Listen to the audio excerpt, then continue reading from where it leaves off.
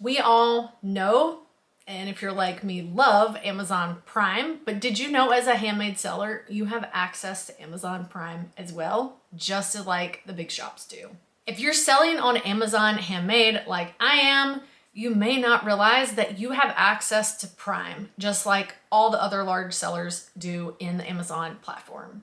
So today we're gonna cover the differences in two Prime options and why they're so beneficial.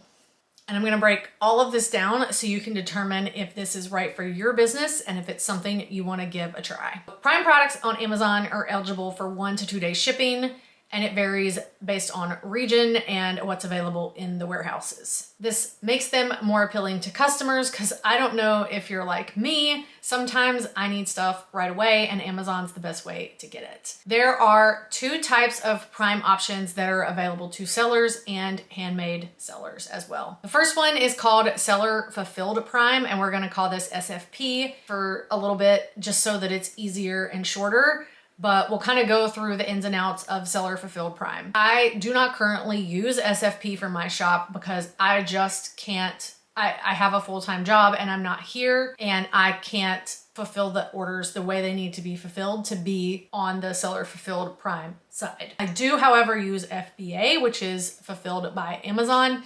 And that is what has driven my business to a whole new level. But let's start with SFP and kind of talk about the ins and outs, and then we'll get into the other type. SFP, or Seller Fulfilled Prime, means that your items have the Prime badge, but you fulfill the orders yourself. So this would be for someone who only works in their shop 24/7. And I say 24/7 because you have to keep fulfilling orders over the weekend. This is why Seller Fulfilled Prime is only good for certain types of sellers that may have a team or other people that can help fulfill the orders. Most sellers assume that Prime is only for larger regular sellers, but it's open to anyone who sells on Amazon. So the first thing about SFP is that Amazon takes care of all the customer service. This is everything post-order. So once the customer places the order, Amazon takes over the customer service. You are required to ship the item, but Amazon takes care of returns, any changes to the order, or if they just apply a refund and don't require them to send it back, that is strictly up to Amazon. I think you can set some limitations in your account, but like I said, the customer service is up to Amazon and they follow their normal Prime policies. Second, for SFP orders is there is a cutoff time, and we'll get a little more into the cutoff time, but this means that you will have to make sure that all the orders are filled and ready to go and into the post office or UPS or whoever you're using to ship the items by a certain time. Most of these items, you're gonna have to select 1 day or 2 day shipping or 0 day. 0 day means the item is ready to go and all you have to do is package it so that it's there the next day for the customer.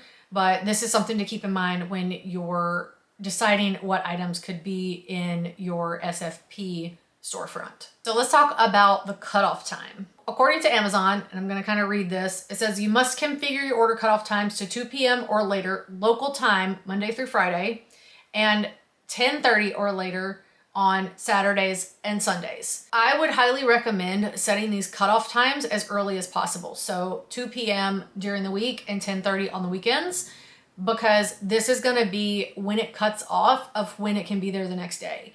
So if you're choosing to use SFP, that means you're gonna be taking orders all the way up to 2 p.m. And then at 2 p.m., you're gonna have to make sure every single thing that has come through your dashboard has been printed out, ready to go, so that you can run and drop it off at whatever shipping site you're using. I know, Postal Service typically closes or last pickup is at 5 or 4:30 in some places, and the UPS stores may close at 5, maybe earlier, depending on where you're at. So you're gonna wanna make sure that you have plenty of time to get the order fulfilled and then off to the shipping site. If I was at home every day and knew that I could get the orders done by 2 p.m. or 10:30 on the weekends, that might be something I would consider. This also means you don't have a break except for holidays. So I would strongly encourage you to really think about this as to whether or not it's something you want to do, because you even need to have everything to the post office or UPS by 10:30 on Saturdays and Sundays. So if the Postal Service isn't open on Sundays and your UPS store isn't open on Sundays, then you need to find another way to get the item in the system. So just something to keep in mind when you're choosing to do seller fulfilled Prime. Since I don't do this option, I can't help with holidays and holiday cutoff times, but know that there are different restrictions and different things around the holidays.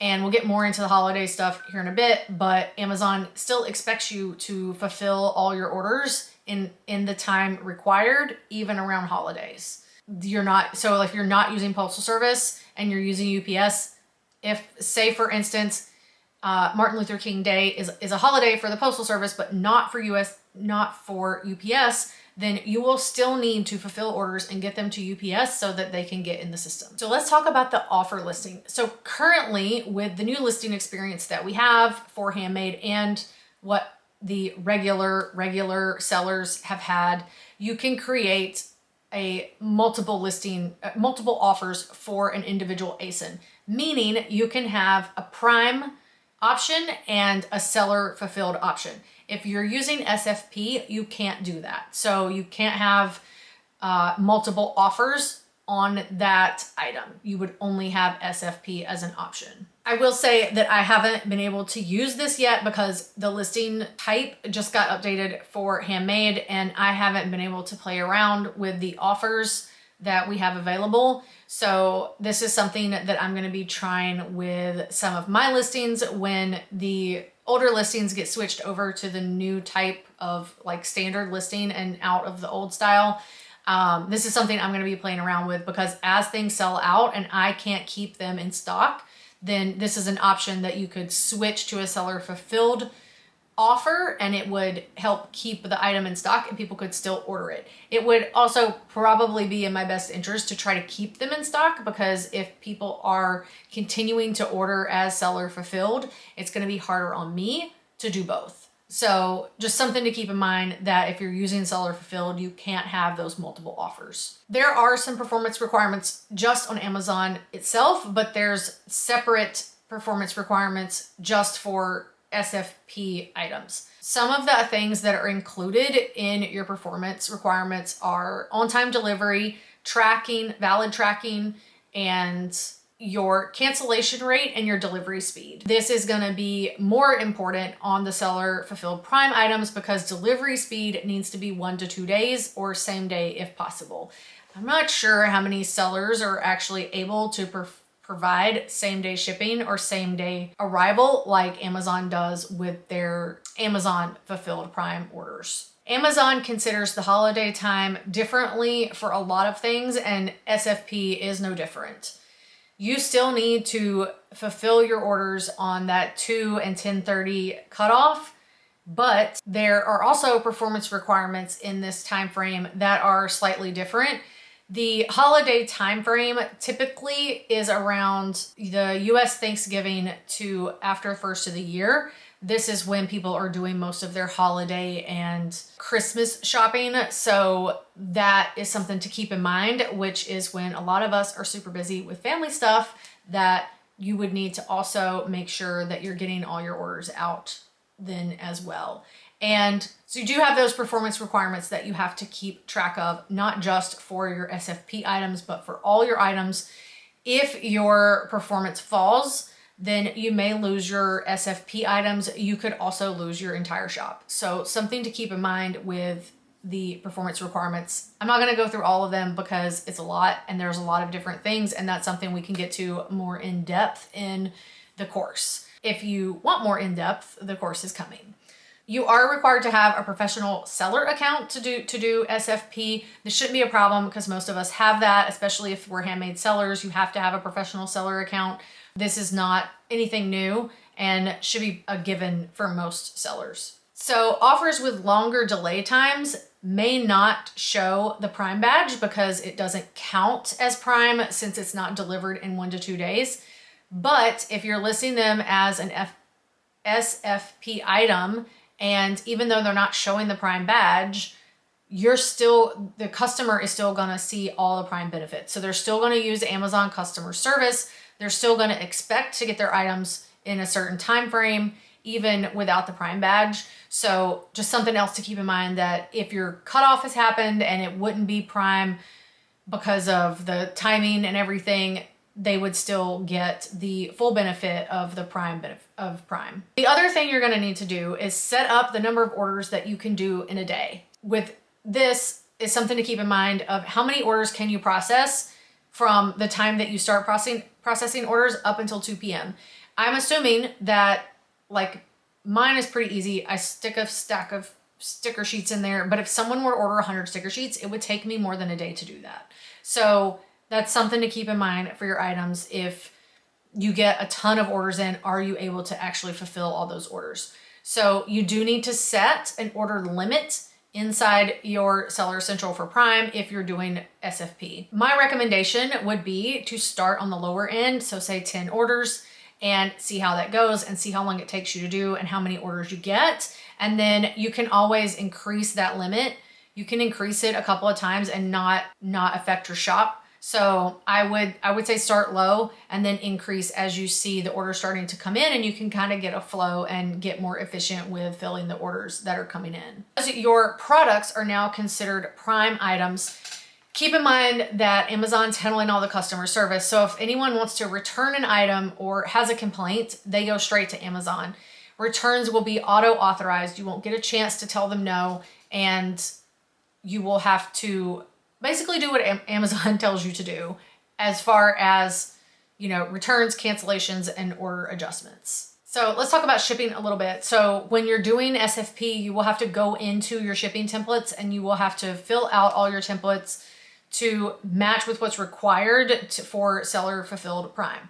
So you'll need to have the different regions set up, and you have to select at least the contingent US for that to qualify. You can also select Hawaii, Alaska, and Puerto Rico if you want to offer Prime to those locations, but keep in mind the shipping may be higher just because it's going further and you're doing it quicker. Discourage trying to do this, especially for handmade sellers, because this is going to be very taxing and very stressful and time consuming if you're just doing SFP.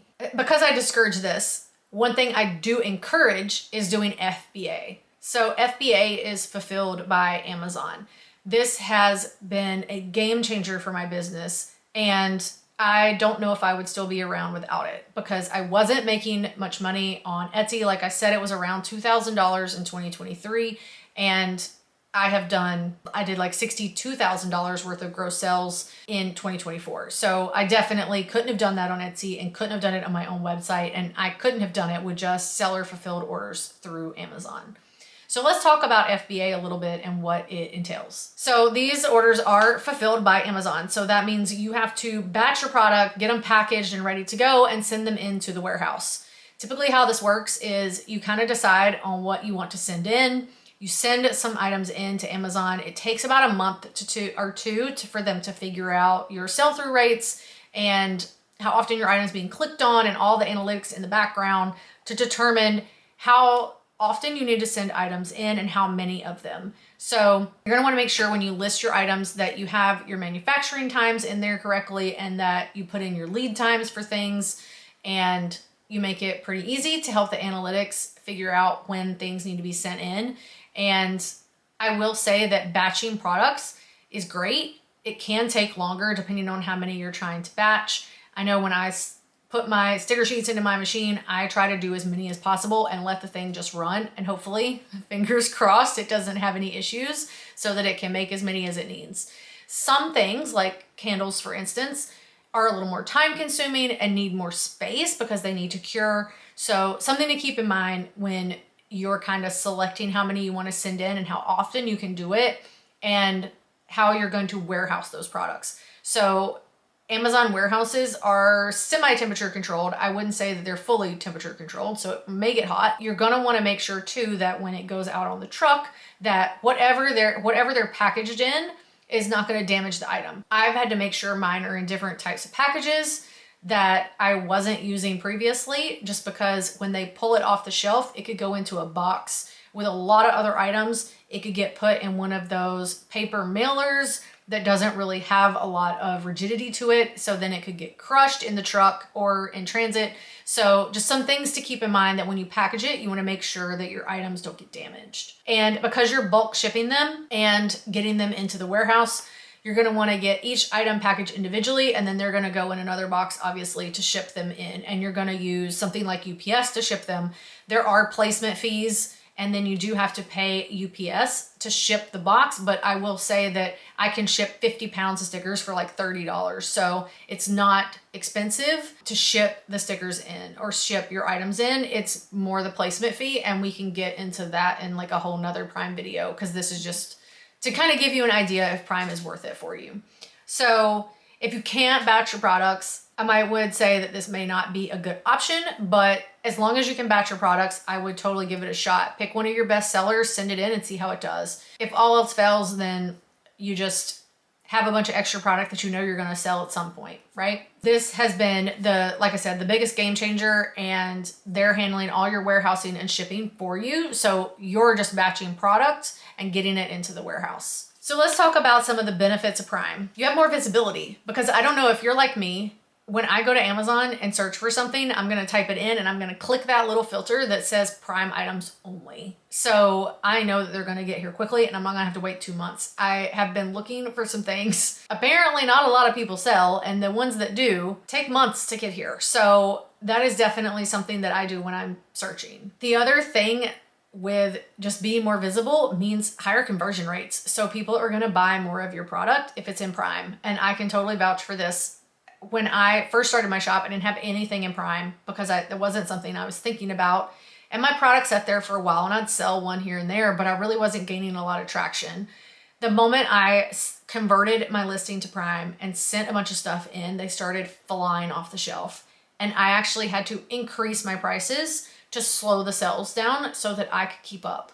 And I just found that I was struggling to keep up with the number of items people was ordering. So I had to rethink how I was doing my design work, my cutting, my printing, all of it. So something that is very beneficial for my business and that I hope would be for yours. There's also an increased trust. So a lot of people shop on Amazon. I know I will not shop on like TikTok shop because I don't know where it's coming from and I don't know what's happening. And so if I see something on TikTok or another social media and I don't know that shop very well, I mean, I've ordered things from shops on Instagram before and it'd be months and they never get shipped and I've had to ask for a refund.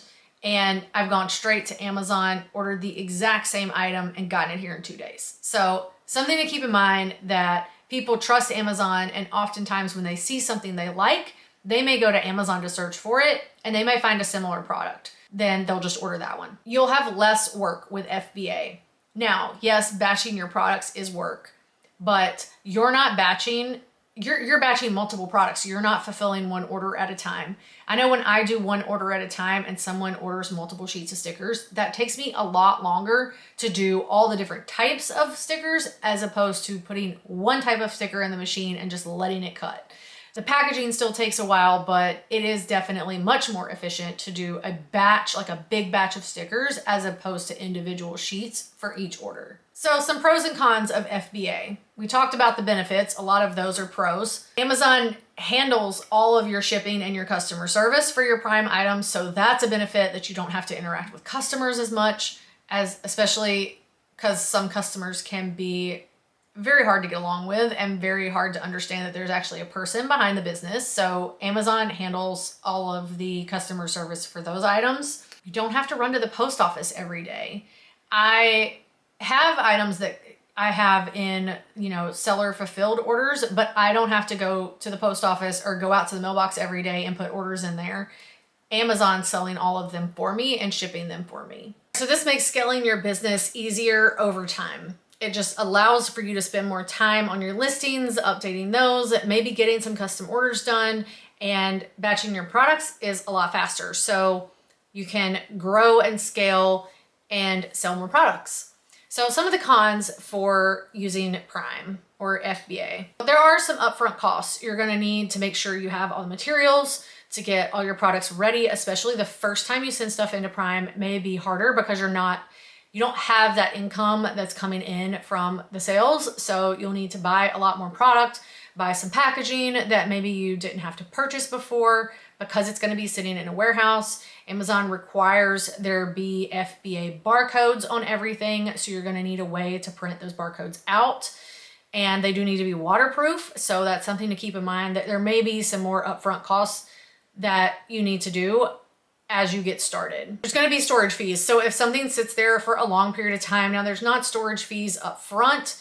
And as long as your items move quickly, there's no storage fees. But if your items sit for longer than like 180 days, then they start saying, hey, you're going to get some storage fees if you don't start selling your items. You may want to put them on sale. You may want to do a special deal to push the products. You may want to put them in the outlet so that you can get rid of them and send in new different things. So something to keep in mind is that you may hit some storage fees if they're there for a while. There's also less branding control. And this is one of the things that I thought about, and you can control what your customer sees in your packaging that you're using, but you're not going to be able to do all the pretty flair that a lot of people on Etsy do. I know I've ordered things before and I've gotten candy and like some other random things, which I never really did candy in my orders anyway, just because I thought that was a little weird. I'm not going to eat candy from someone else's shop, even if it's individually wrapped. And I have a lot of I have a lot of dietary restrictions. So I stay away from including any kind of food items, but people on Etsy tend to go above and beyond with their packaging and the way they present things to their customers. So you're not going to be able to do that on Amazon. You're going to want to send in just the products because you don't want to spend money and time packaging things that the customer doesn't want or need, right? So I do include with my Amazon orders that I fulfill myself, I still include some of my little freebie sheets, but I don't do that for Amazon Prime just because the fees are higher and the customer's not really concerned with the freebies. They're wanting the stickers that they ordered, right? So that's something to keep in mind, is you're gonna have a little bit less control over the packaging than you would if you were sending them and selling them through Etsy. So how do you get started with FBA if you're ready to go? Well, first you're gonna need a seller account. It's gonna need to be a professional seller account. If you wanna do Handmade, you're gonna need to apply for Handmade. You're gonna need to get your listings up and running. The first thing you're gonna need to decide is what products to send. And I recommend starting with your best seller. If you're already on Amazon and you're already selling, pick one of your best sellers. If you can batch that product, get it batched. If you have multiple variations, you're going to want to batch all the variations for that item and get them sent in and just send them in and see how they do. The second thing is to pack your inventory. So like I said, think about how you're going to package it to protect the item, especially if it's glass or something else that's breakable, or like my sticker sheets, I had to package them differently so they wouldn't get crushed. So something to think about when you're packing your inventory. The third thing is you're going to need to create a shipment plan, and this is in the back end of Amazon, and how you create and tell them how many items you're sending in, and they tell you where to send them. So you're going to need to do a shipping plan. And then the fourth thing you're going to need to do is ship it in. So you're going to need to package all of your items up in a box, take them off to UPS or FedEx or whatever shipping partner you're using, and get them sent into Amazon so they can start flying off the shelf. I hope this video was beneficial. I hope you learned a lot about Prime and all the benefits for seller fulfilled and FBA. I know Prime has been a game changer for my business, and I think it can be for your business too. If you want help getting set up in Amazon Handmade and learning how to navigate Prime, join the waitlist. Prime for Success is coming soon, and we're gonna go into everything in a lot more detail, and we can talk about your shop individually. If you have any questions, you can drop them down in the comments below, and I'll catch you in the next video. Bye.